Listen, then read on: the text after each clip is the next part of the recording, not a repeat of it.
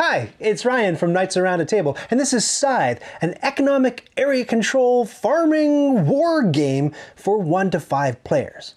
Let me show you how to play. You and your friends play factions from different countries in the 1920s in an alternate timeline where World War I was fought with giant mechanical war machines. Scythe was inspired by these paintings by Jacob Rysalski, who also illustrated the game. You'll be moving across war-torn Europe as its peasants are busy bending their swords into plowshares. The peasants generate resources for you that you can use to resurrect your country's war machines and fight for dominance against the other factions. Once one player knocks enough milestones off this list, the game ends, and whoever has earned the most money from a combination of achievements, area control, and resource generation wins. Scythe can be a challenging game to teach and learn because it contains a ton of interoperable moving parts. Everyone gets a faction board and a player board that gives you powers and abilities. Most of the time, I'll show you the game from the point of view of the blue Nordic faction that starts up here at the top of the board.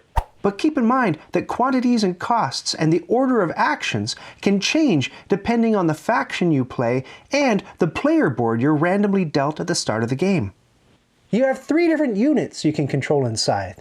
Your character, which is a plastic mini with an animal buddy, your wooden workers, and your plastic mechs.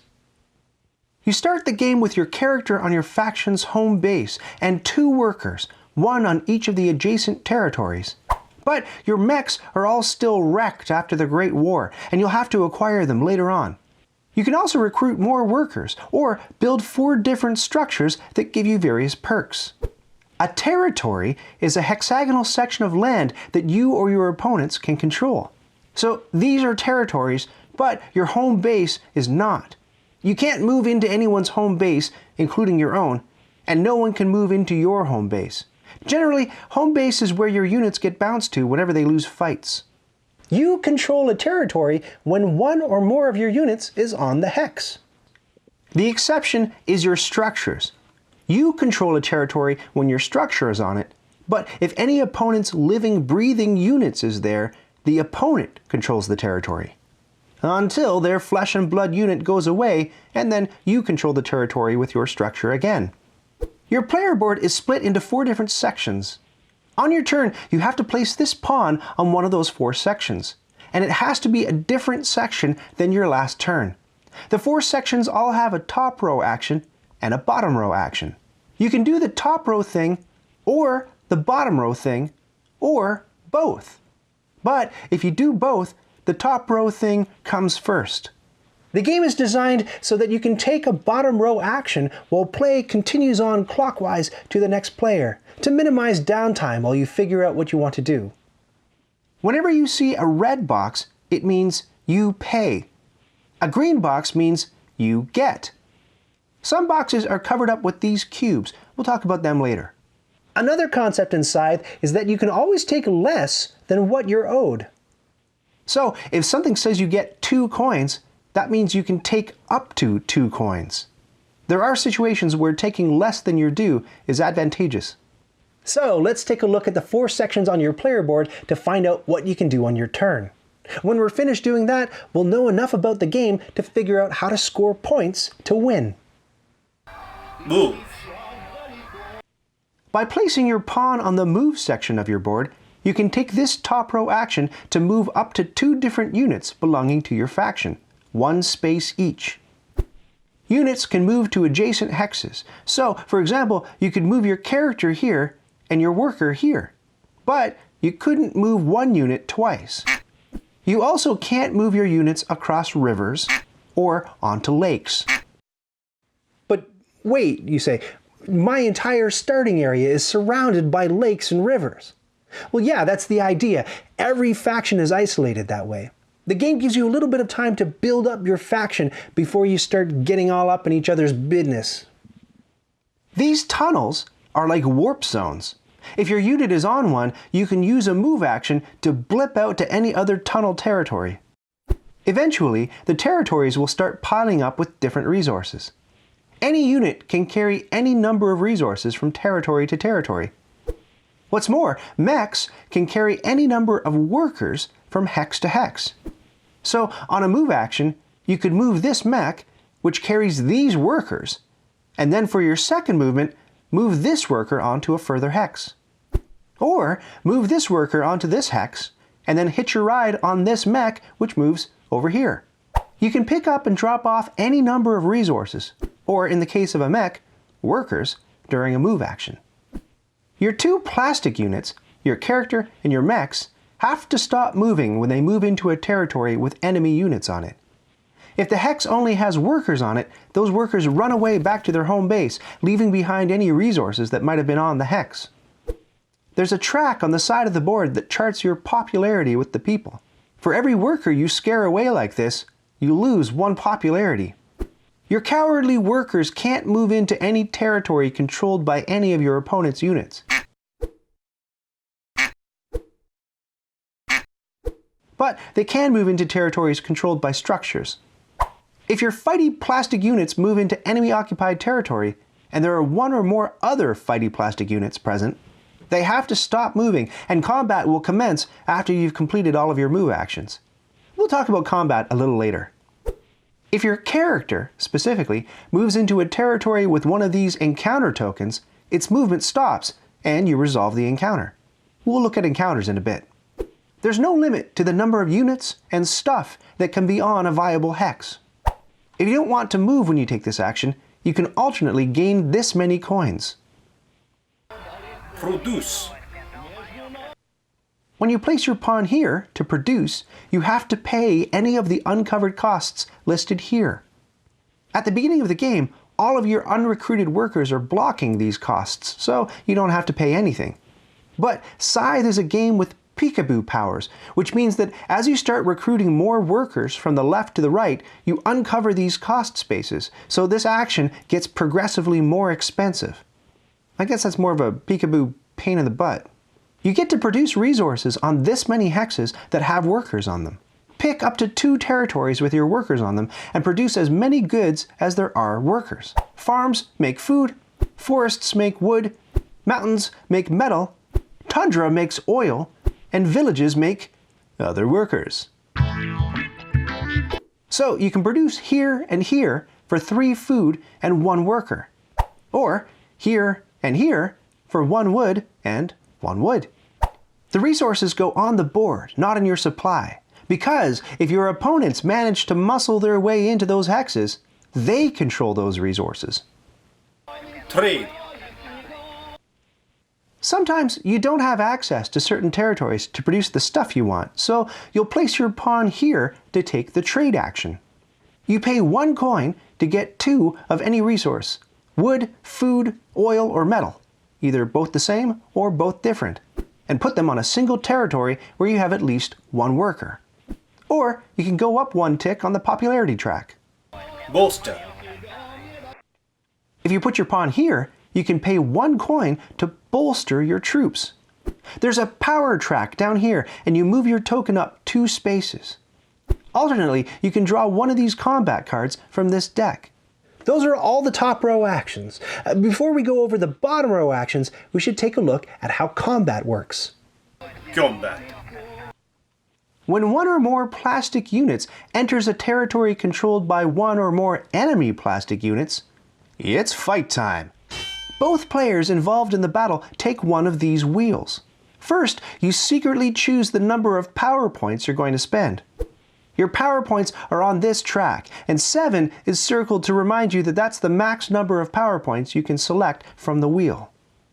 Next, for every plastic unit you have involved in the combat, you can take 1 of your combat cards and tuck it in behind the wheel to tilt the battle in your favor. Most factions start the game with at least 1 of these combat cards, and they range in power from 2 to 5. The distribution of each power level in the combat deck is listed here. So, both combatants choose power to spend, tuck 0 or more cards, up to the number of their own units in the fight, and throw down. The bigger number wins, and ties go to the aggressor, the player who moved into the territory and picked a fight to begin with. Both players lose the number of power points they committed to the fight on their wheels, and not on their cards. and then discard any combat cards that they used. All of the losers' units get bounced back to their home base, leaving any resources behind.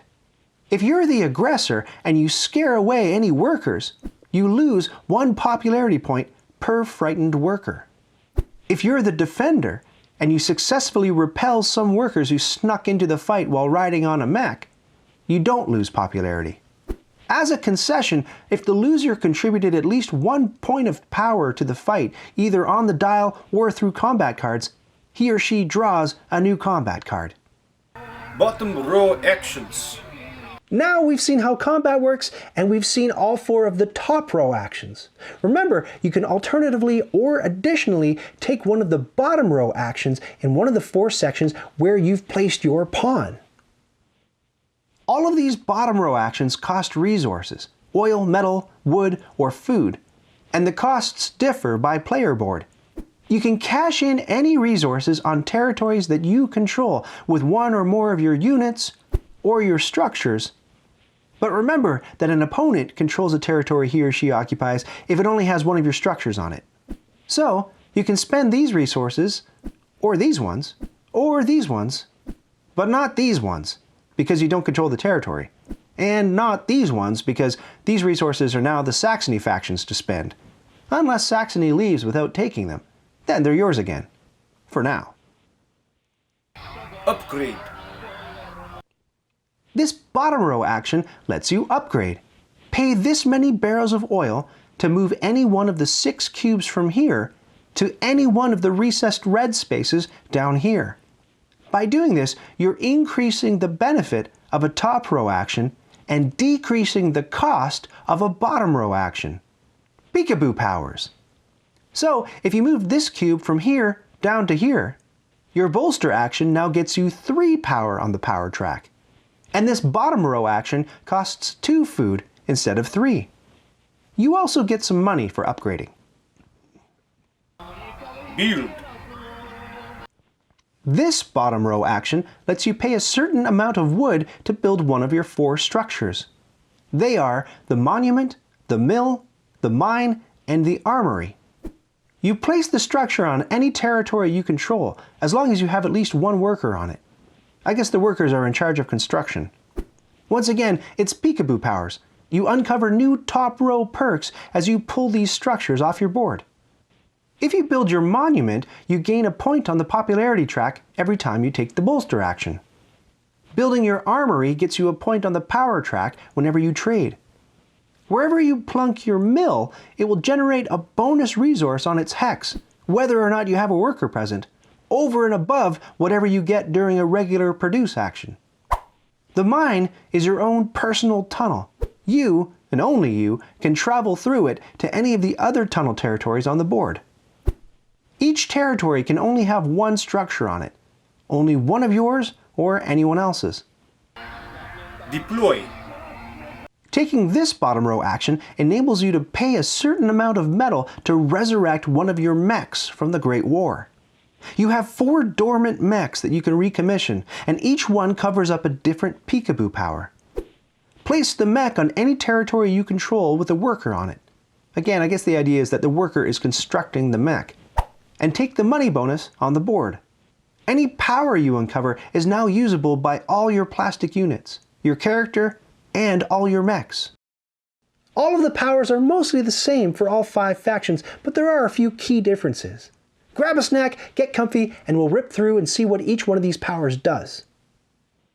The leftmost mech power for all 5 factions is called Riverwalk, which enables your mechs and your character, but not your workers, to cross rivers.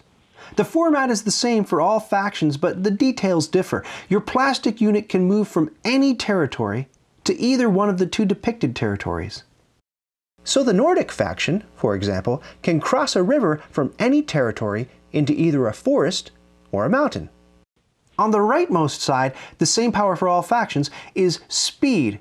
This lets you travel 1 extra hex when you move a unit. This column features powers involving combat. The Nords can pay 1 power before combat to weaken their opponent by 2 power. The Saxons get an advantage when fighting in tunnels. Their opponents begin combat with a 2 power deficit. The Crimeans steal an opponent's combat card at random before the fight begins. The Ruskies get to play an extra combat card as long as they have at least one worker caught up in the fight. This battle belongs to the people. And the Republic of Polania doesn't lose any popularity points whenever they scare undefended workers off a territory after winning a battle. They still lose popularity if they frighten off one or more undefended workers in a non-combat situation. Anything goes in the final column, where each power is highly individualized. The Nordic kingdoms get to travel on and off lakes as if they were regular territories. They can't strand any workers on lakes, and they still can't build structures on lakes. If they lose a fight next to a lake, they can choose to retreat there instead of all the way back to their home base. The Saxony Empire gets to travel back and forth between tunnel spaces and any mountain territories they control. The Crimean Khanate can travel from any territory to their home base or to the home base of any faction that's not currently playing the game. This is a one-way ticket. You can't warp the opposite direction from a home base to any hex on the map. The Rus-Soviet Union can move from any village they control to the factory territory in the middle of the board and back. More about the factory later. And finally, the Republic of Polania can build a mech and uncover this power, enabling their plastic pieces to use lakes like warp zones to travel to other lakes. Enlist. The last bottom row action available to you is Enlist. Start by paying the required amount of food. Then, just like your structures, you get to remove one of these 4 cylindrical tokens and put it on one of these 4 spots on your faction board, claiming whichever prize you place it on: 2 power, coins, popularity, or combat cards. By doing this, you'll also uncover another perk. You don't collect it now, but you do get it when either you or the player on your left or right takes the bottom row action it's next to. So, if you enlist the token next to deploy, then anytime you or your opponent on the left or right deploys a mech, you get 1 bonus coin. The other perks are 1 power when you or a neighbor upgrades, 1 popularity when you or a neighbor builds a structure, and 1 combat card when you or a neighbor enlists. Enlisting also gets you some extra spending money. Stars in in-game scoring. Now that you've seen most of what Scythe can do, let's look at how to win. At the top of the board is this star chart filled with video game-like achievements. Every player has 6 star tokens they can place up here. You can place a star here for upgrading all 6 of your cubes to the bottom row. Here for deploying all 4 of your mechs.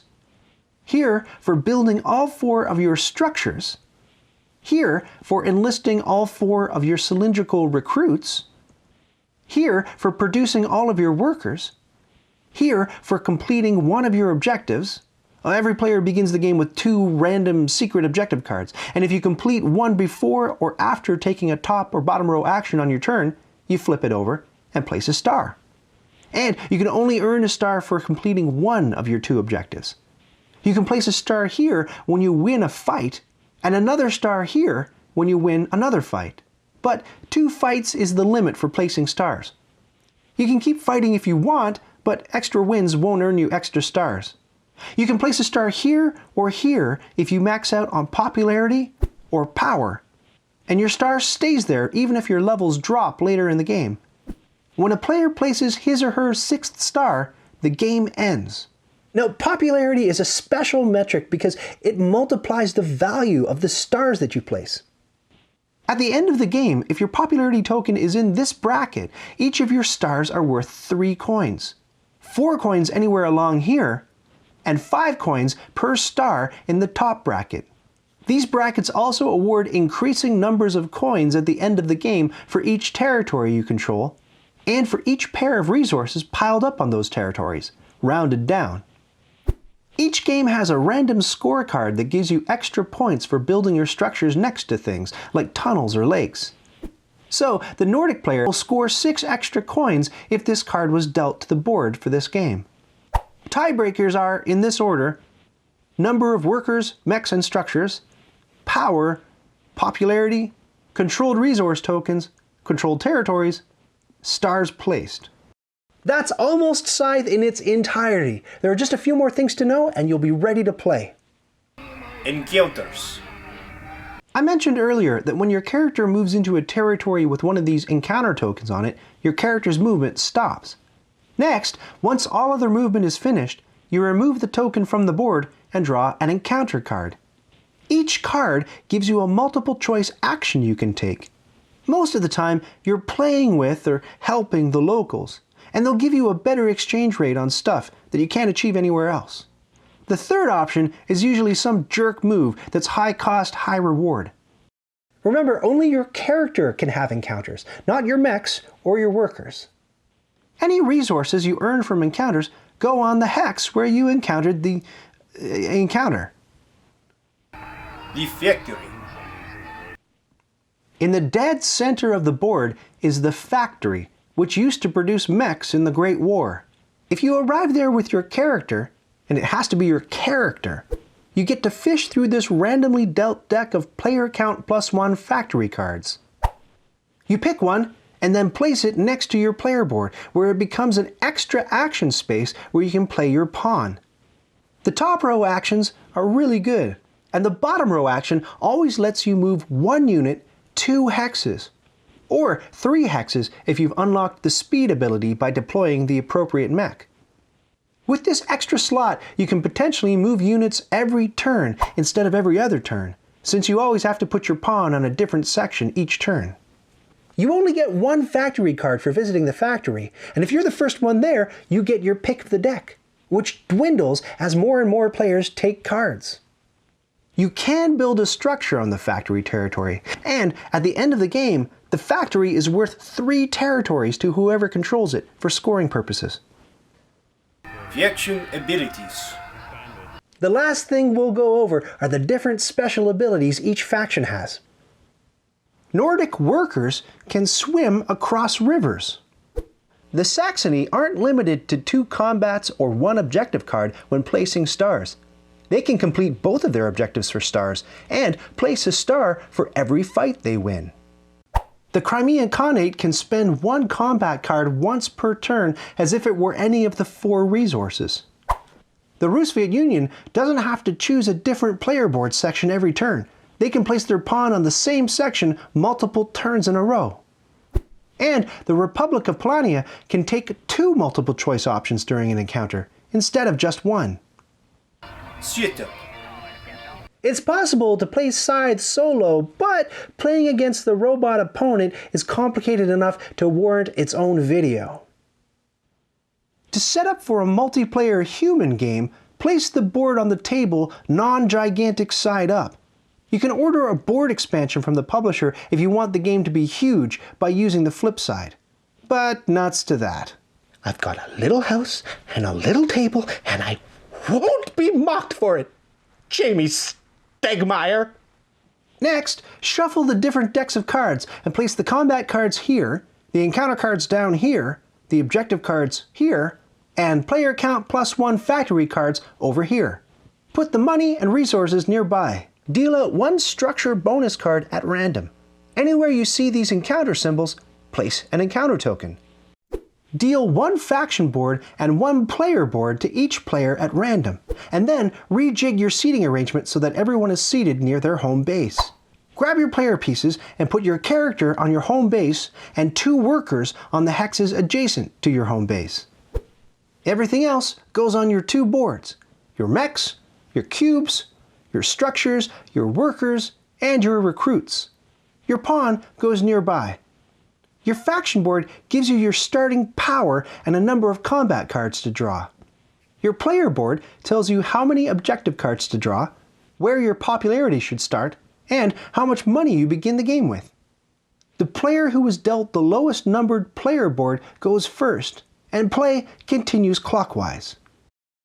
And now, you're ready to play Scythe.